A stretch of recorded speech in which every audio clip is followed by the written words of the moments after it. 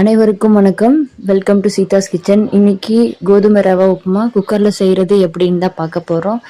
முதல்ல உங்களுக்கு தேவையான அளவு எவ்வளோ வேணுமோ நீங்கள் அந்த அளவுக்கு குக்கர் எடுத்துக்கலாம். எங்களுக்கு இந்த அளவு போதுன்னு எடுத்திருக்கோம்.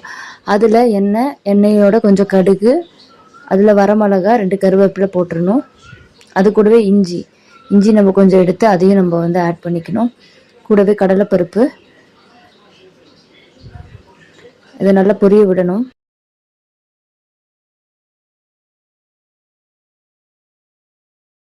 நல்லா அந்த லைட் ப்ரௌன் வர வரைக்கும் நீங்கள் அப்படியே அதில் எண்ணெயிலேயே கொதிக்க விடணும். லைட்டாக அப்படியே தராவி விடுங்க.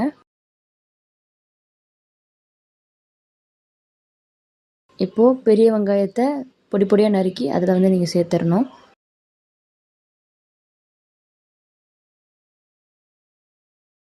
அதுவும் நல்ல பொன்னிறமாக வர வரைக்கும் நீங்கள் தராவி விடணும்.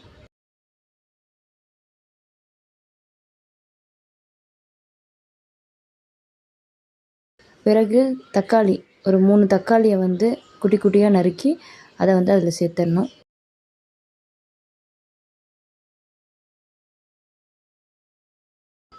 பிறகு தேவையான அளவு உப்பை சேர்த்து நம்ம விட்டுறணும்.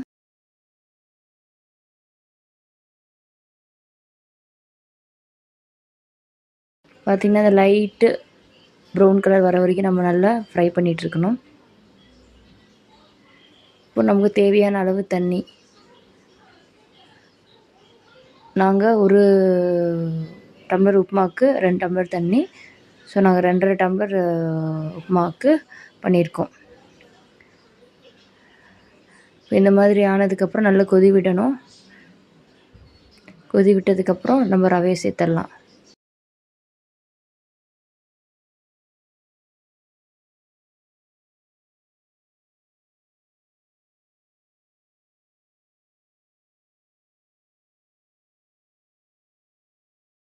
பார்த்திங்கன்னா நல்லா அந்த கொதியிலேயே அந்த ரவை இதாகணும், மிக்ஸ் ஆகணும். இப்போ நல்லா கரண்டியை வச்சு நல்லா இது பண்ணி விட்டுடுங்க.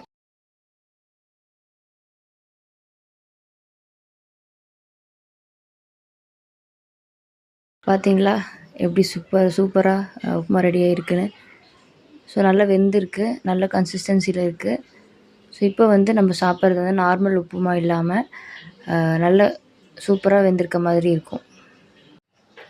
மறக்காமல் நம்ம சேனலை சப்ஸ்கிரைப் பண்ணுங்கள், லைக் பண்ணுங்கள், கமெண்ட் பண்ணுங்கள். தேங்க்யூ ஃபார் வாட்சிங்.